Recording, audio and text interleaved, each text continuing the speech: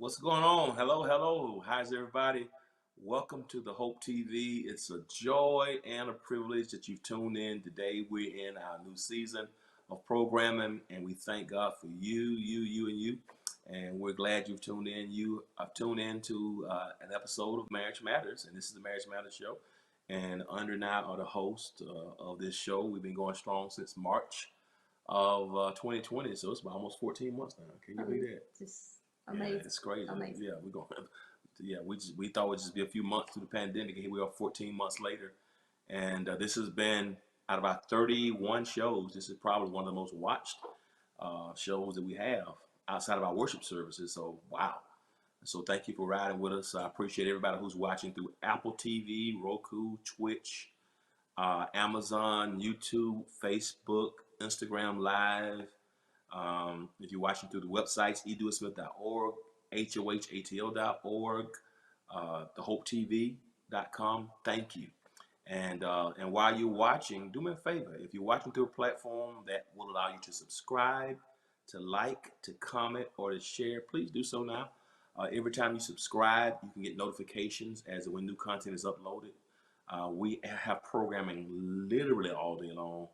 We've added 2 new shows this season that I'm excited about. We'll talk more about those, so you can subscribe. When you like and comment, that's very helpful.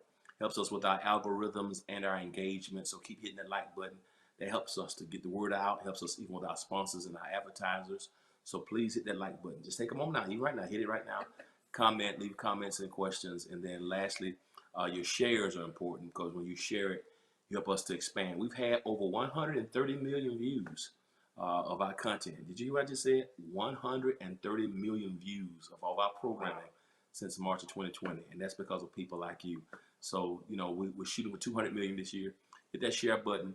You can invite somebody to have a watch party, share it on Facebook, send the website link, just share it. You know, it's been crazy. We started this as an outgrowth rather, of things you did with the women's ministry last year for married couples, but now everybody's watching.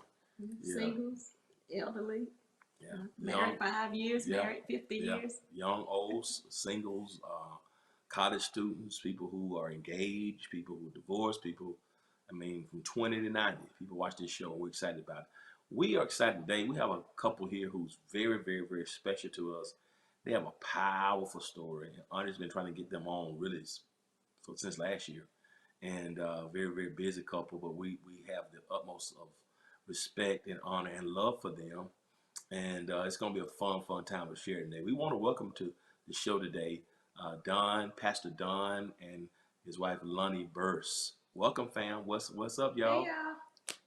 Hey, Hey, How y'all doing? Good to see y'all. likewise. How are you all? Great. We're good. We're Great. good. They're from Las Vegas, Nevada family, and you know we love them. We love hanging And out we're with them. sleepy and they're not. Yeah, absolutely. So welcome. We've been connected with them for several years now, and we really appreciate you guys being a part. Welcome. So Andre, I'll let you open up as our customary question, as we ask all the opening question to the couple. So I will defer to you, ladies first. Because we always like to start off with the truth. Oh, followed by whatever. I didn't say all that. I didn't say that. I said ladies first. I didn't say truth first. Just because ladies go first don't mean it's the truth. Okay. It's the truth. Okay. That's right. So Miss Lonnie, I want you to tell us and tell everybody who's watching, how did you meet Pastor? Well, I met Pastor Don some years, I want to say, my baby is about, I want to say 30 years. He came into my salon with a friend of ours, and he inquired about me, and he told him that, he said, that lady that you see, that's her husband standing next to her. And he said, oh, Well, don't tell her that I even asked about her. He said, because I honor marriages. And that was, I want to say, probably about 30 years ago. And we never really crossed paths like that. So, but after that, I saw him again. I was pregnant with my second child. He was doing a revival. And at this revival, he was married and so was I. He spoke into my life and I never forgot it, but he didn't remember speaking into my life. And the third time I saw him again was at my husband's funeral. He was officiating the funeral. I was conducting the pulpit. And I looked up and I'm like, wow, Pastor Don Burse is here. And that was how many years? That was 15 years ago, 14, 15 years ago. 15 years ago when we saw each other again for the third time. Wow. So, yeah. And then, after that, he ended up coming into the salon. He didn't know he was coming to my salon. And he came in. I was with the same person that took me to the first salon. Yeah, 30 years ago. Yeah. It was really odd. And when he came into the salon, I had just opened the salon, took over the salon actually. And he came in, it was 7 months after the funeral. And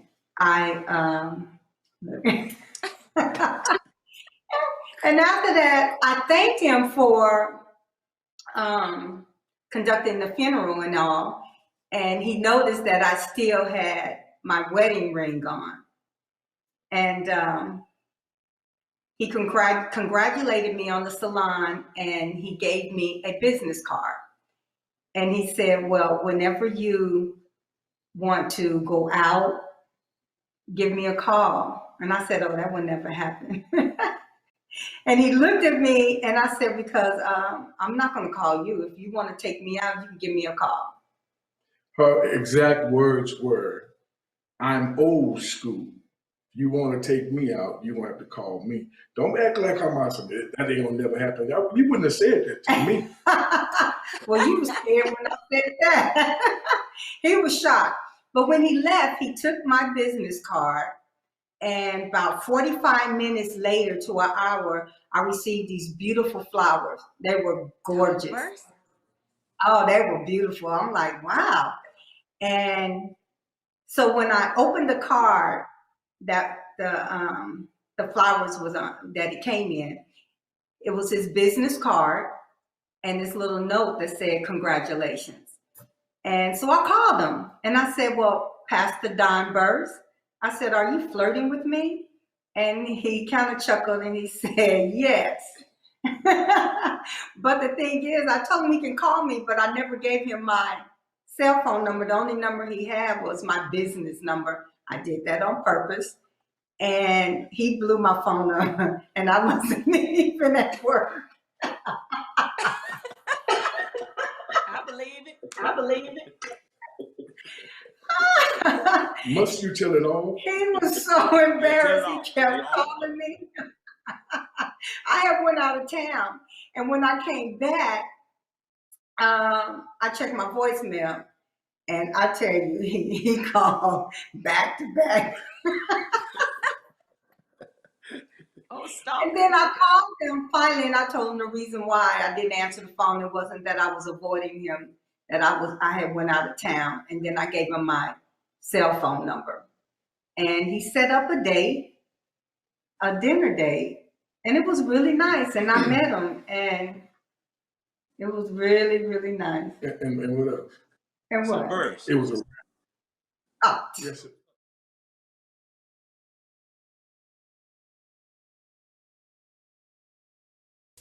A lot of times it's easy to attach your identity to something you do or somewhere you work because you don't like who you are. In regards to getting to know who you are. One piece that people have to really be ready to is look at themselves honestly. A lot of times we want to sell ourselves an idea of ourselves rather than who we really are.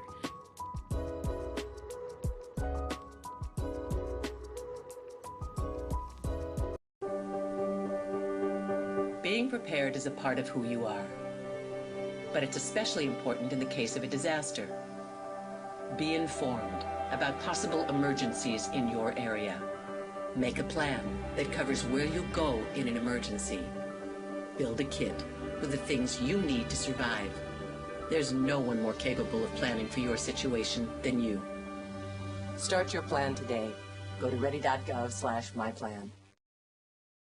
How do we know when we're listening to someone who's an idiot juxtaposed to someone who has actually done the stuff they're teaching? You definitely have a lot of people out there who are talking and talking and talking. So you can double check their work. And if you're seeing that they are saying like the sky is blue, all these other things are saying the sky is red, all right, you might need to start to follow somebody else most likely. So you can Google what is a stock, what is a REIT, what are some good stocks to invest in, what's the index fund, so on and so on. I always think that's the best place to start.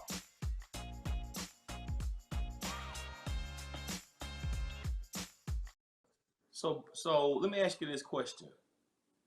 Did you remember when her husband passed? Did you remember her then? You still remember it? I remembered, yes, I did. And Okay. how I became a part of the funeral services. Her husband was extremely well known because he too was a hairstylist. And just when I tell you huge funeral service, one of the largest I've ever attended. And I was asked to conduct the pulpit because, you know why we do that, to keep everything on track. And there was a part of the services where my daughters, not now daughters, read a poem and they played a song. And the song was, it messed the whole house. It called Sam Cooke. Sam Cooke. And they got to crying and boo-hooing and slobbing and all that kind of stuff. And the other preachers are sitting there like, so I got all 315 pounds of me up, went to the podium and told the sound man, turn it off. And boy, I almost had to call my own security guard. Hey, Milan was so mad at you. My oldest daughter was hot with me, but I've been around funerals long enough to know we needed to stop that. And We had a large family. a too. very large family. It was 16 of them. And yeah, and no twins. It was all 16. Wow. And it was a huge family. And so it was full. The church was full. But he did a really good job. And so you remember her from 30 years ago, and a husband, and you went. Now, did you remember him from 30 years ago at the funeral? Did you remember him from I the shop the first did time? not remember him coming in the salon, but I do remember him speaking into my life at a revival. Okay, gotcha. Yes. So Burch, did you know you were going to her shop that second time? No, sir. After Absolutely you not. had no idea. No idea. My buddy Bishop, you know Bishop Seals, says, "Come ride with me." And I said, "Okay, where we going?" He said, "Man, my wife is at the beauty salon. I need to go give her some money to pay for her hair." I said, "Okay, cool." We pulled up, and I looked at the sign, and I said, "Man, it's all about you." Okay, cool. And he says, "Get out. Come go with me." I said, "Okay, why am I going here with you so you can pay for your wife's hair?" Right. Well, lo and behold, she was in the hallway in the salon. And I'm like, "Oh, yes, Lord. Oh, yes, Lord." Lord, you're speaking. So we had a conversation, and like she said, I got her number, and I left. And Pastor, what I want to share with you is the last $60 in my pocket That was the last $60 I had. I paid for them roses with that last $60. Are you kidding me? Wow. And guess what? Mm. It worked. No, it didn't. So first marriage. So let me ask you this. So both of you all had been married before.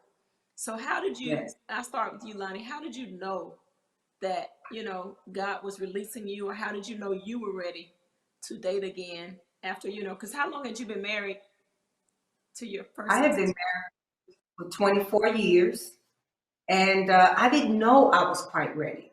I didn't know. Mm. I knew that I did not want to be single, saved, and raising 4 children. I didn't want that. But I wanted to make sure that the man that God brought into my life loved the Lord. I didn't want to do what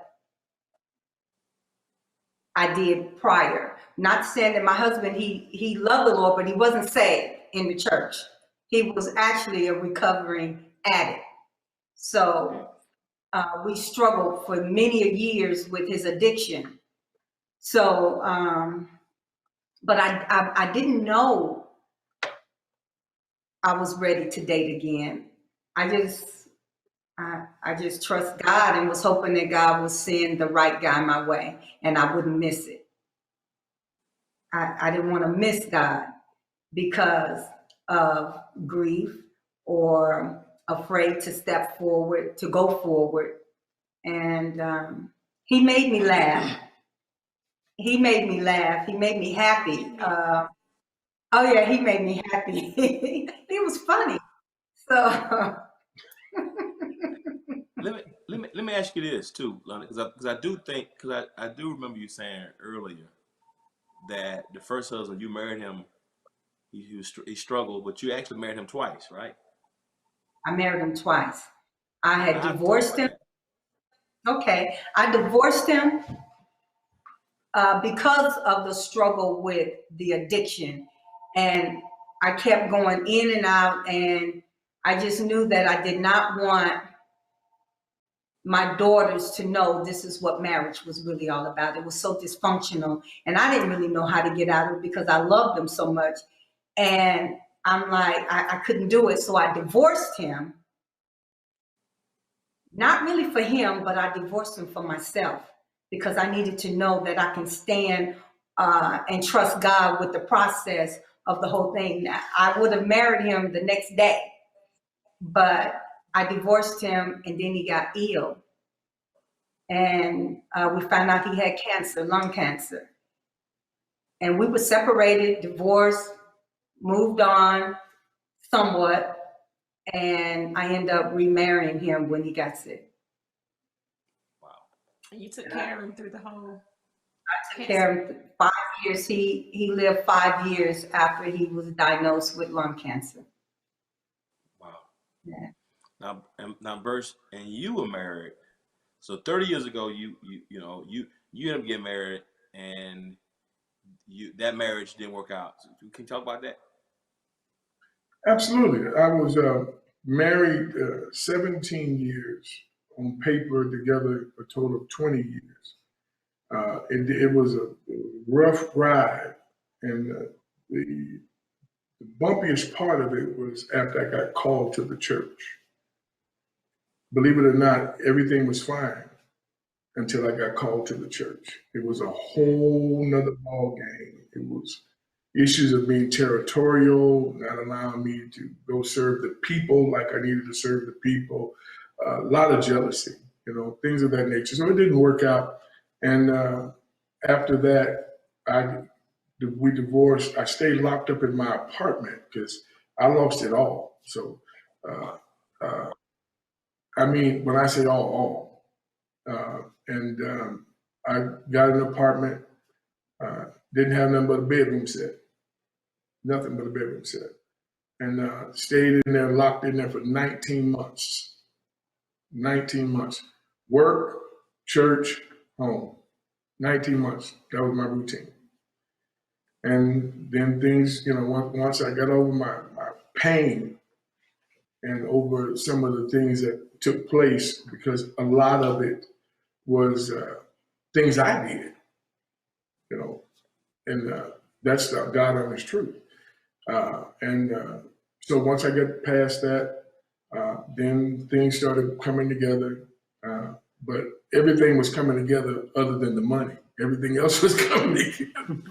The business was coming. But, thanks be to God, I met her.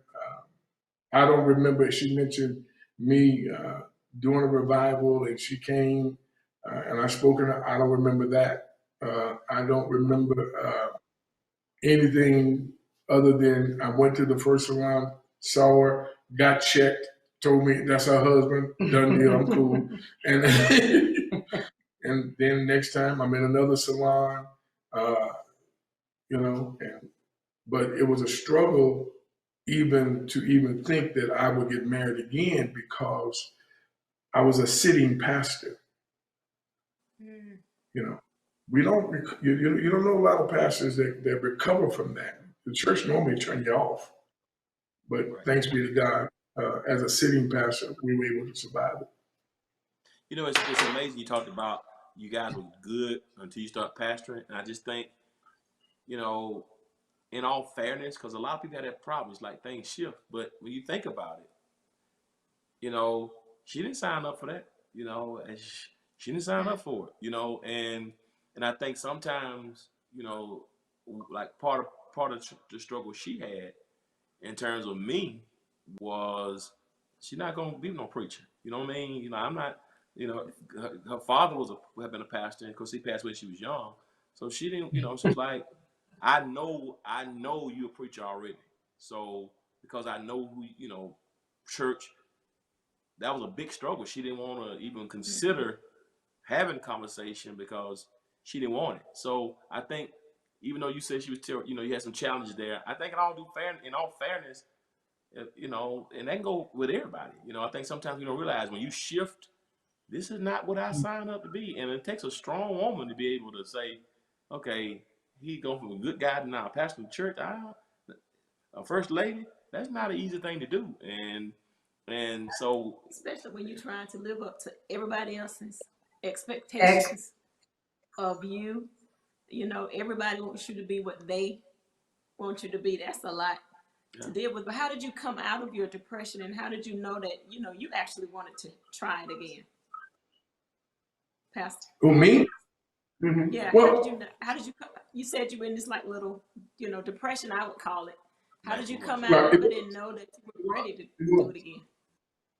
And thanks be unto God, I know your hearts, so I know I can be very honest and open, and I'm okay with that. I noticed the large influx of women that joined my church, single women, and it was a lot of them, and they were some of which were very bold, and that's the best way I can put that right now. And during my divorce, after having been divorced, I would not counsel couples. I sent them to my sister and to my deacons and those that were married and had successful marriages. And I thought, I don't want to be single. And at that time, I was getting engagements all over the country to go preach. And I didn't want to go. I didn't want to. I love to travel, and I didn't want to do it by myself. That was a little bit of an issue, And so I thought,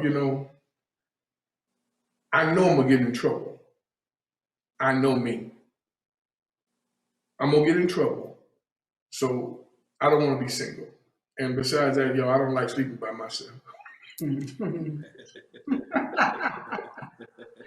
So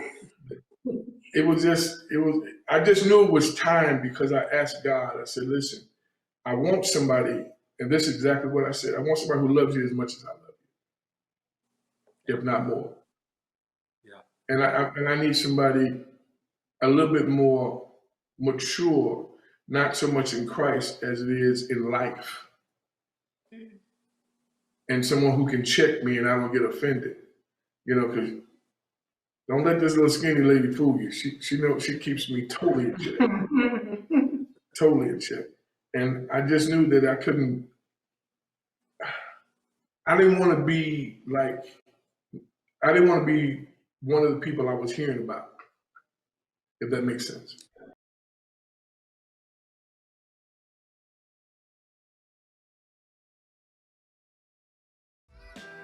We are talking about pioneer women and women who are blazing the path for all of us. I started this campaign with a prayer and a plan, and I just worked that plan. God saw fit to predestine me for this position. I'm honored that the community, they listened to what I had to say, and I'm excited. I'm excited to be a pioneer.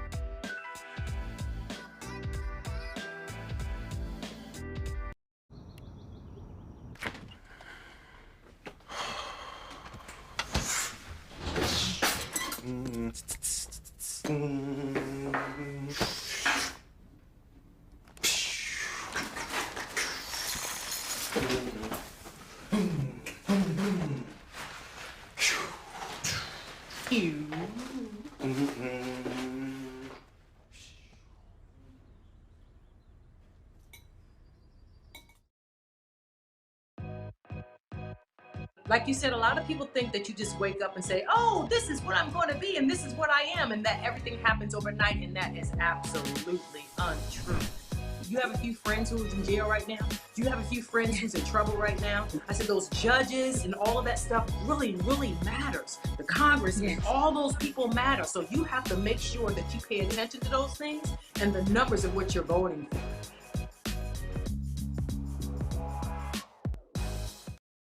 I know a lot of guys that I've talked to, some of them struggle with this. She was a successful business owner. Her husband was successful in what he did, well known, and here you are, had just lost everything. How did you feel, or how did you get the courage to even approach her, or were you intimidated, or, how did you feel with that whole thing of her being, where she was, and at the time, you weren't even close to where she was? Nowhere near. Wasn't even on the same map. Nowhere near. When we first initially started talking, I didn't know, but my business was in a decline. I had no idea because I had other people running the business, running the books. I had, accounts managers and all those people. So, of 132 employees, I couldn't do it all by myself. So I didn't know. And when the time came, when we started dating, I had money. I was all right, because I had an interview. I'll tell you about the interview later with my kids. I had the interview with them. And so I had money, and then we started dating. We were dating, and then soon to be married, and boom, got the carpet pulled from under me. I mean, like, bam, married now. And I was intimidated by the fact that I had no idea. Now, call me naive, call me slow. I had no idea that hairstylists made that kind of money. No way, I didn't have no idea. Mm-hmm. So when I found out, well, my heart was broken. I was like, oh God, this woman making all this money. I ain't got this, I got this little bitty peanut. Oh my God, and she said something to me one day. She says, babe, you have to understand it's all coming to the same house. And that blessed my soul, man, because I was hurt. I'm thinking, man, I ain't, everywhere I been, every relationship, I'm the man, I'm bringing in all this money, 6 digits, please. Money was my least problem. Making money, I believe that I'm a money magnet. Yeah, I can make money. That's easy for me. But it was the fact that I didn't know, I knew how to make it. I'm getting ready to say something. I knew how to make it, but I didn't know how to make it without it.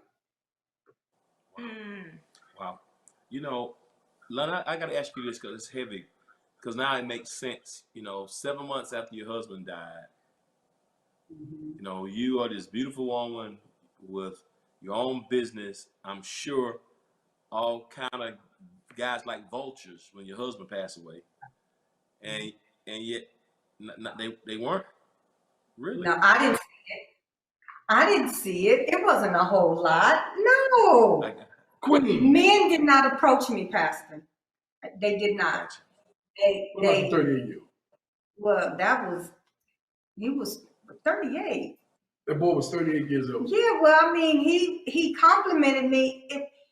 It was the ones that it wasn't. It was very few. They were either very old, or but they didn't say much. They would Gotcha. stare. They would compliment, but they never really approached me. I don't know if I had orchids on my forehead, or don't try it. I don't know, but no, they Gotcha. didn't. The boy So was saying, Yeah. so here Birch comes 7 months later, but you've been taking care of somebody for 5 years. Oh yeah. And so he comes along. When did you say, okay, he called you. When did you say, okay, I can go out to dinner? Now it's time. I've been taking care of somebody for 5 years. Now it's time for me to do some things for me. Because you got people right now who watching, I'm sure, ladies and men, Oh yeah. going through divorce or death. And okay, you still wearing your wedding ring. So at what point do you say, okay, now it's time to open up, to live, to try to do something else? When did you make that decision to do that? Well, actually, when we talked on the phone, and the conversation was really nice, and it wasn't nothing. He wasn't flirting. He wasn't. It was just small talk, and it was intriguing. It was really nice. So it made me like, okay, it's nothing wrong with going to dinner. And when I said yes to the dinner, it was really, I was looking forward to just having a good time. So I wasn't looking for a relationship.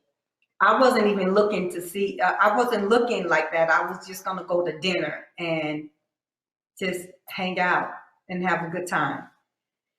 And after that, it was really, On it was and nice. popping. No, it wasn't on and popping. He just, we laughed and we talked, but it was one thing that I wanted. We come from two different. I'm 6 years older than you?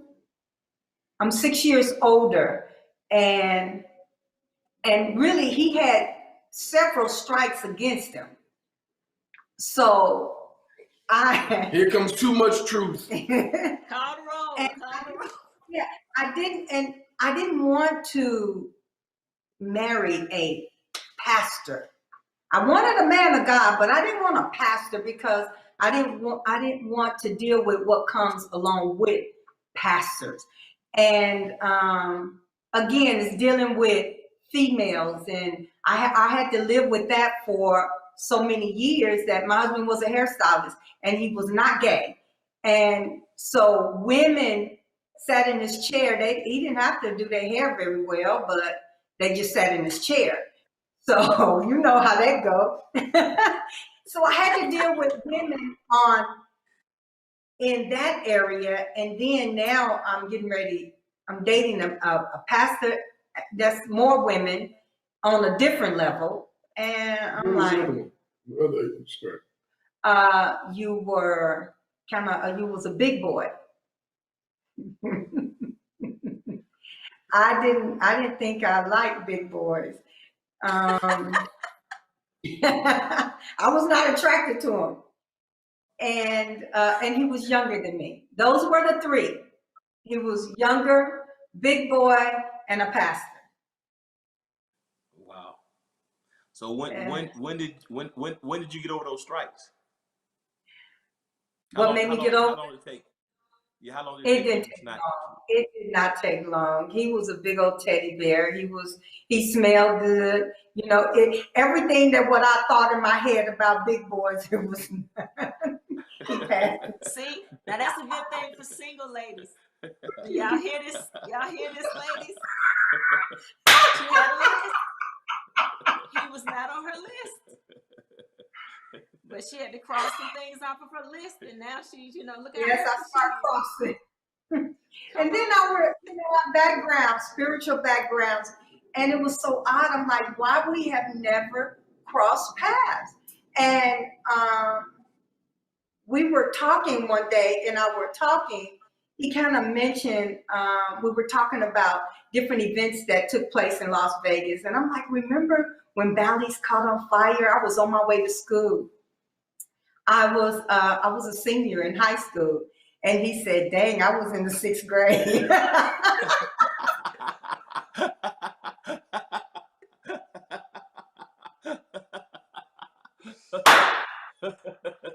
I'm like, oh no.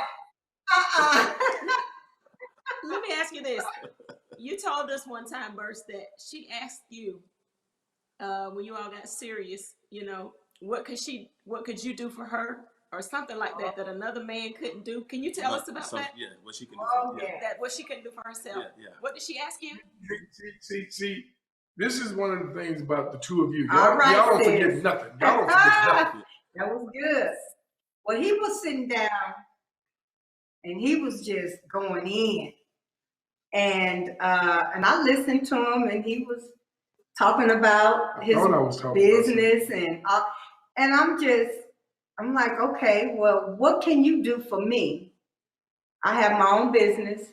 Not that I was bragging. I had my own business, my home. I had a nice car, I thought, and 4 kids. I was the one that had the baggage, thought. And I said, so what can you do for me that I cannot do for myself? Wow. And that was the question that I asked him that made me stop and like, wow, he just kind of took the air out of, I was all pumped up. What can you do for me? I'm, you know, and he in turn said, I can love you like nobody else can love you. I can hold you like nobody else can hold you. I can provide the very best for you. And I'm going to protect and provide. And I'm like, oh, that was sweet. I'm like, oh, he got the gift for gab.